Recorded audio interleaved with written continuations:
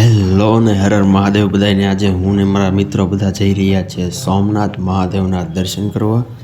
આપણે ગાડી મૂકી દીધી છે હિતેશભાઈના ઘરે, ત્યાંથી આપણે નીકળી ગયા છે બધા ફોર વ્હીલ લઈને સોમનાથ જવા માટે।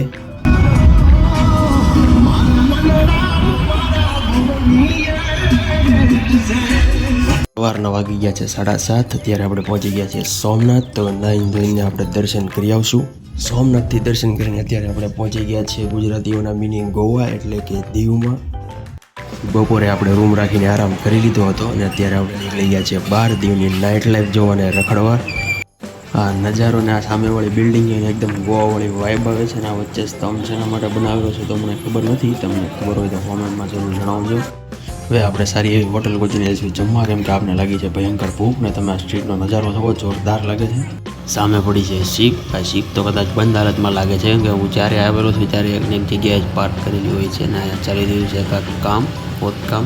આપણે મસ્ત ગુજરાતી થાળી જમી લીધી છે, તો હવે જઈશું આપણે પાછા રિટર્ન હોટલ ને આ વિડીયોને કરીશું અહીંયા પૂરો।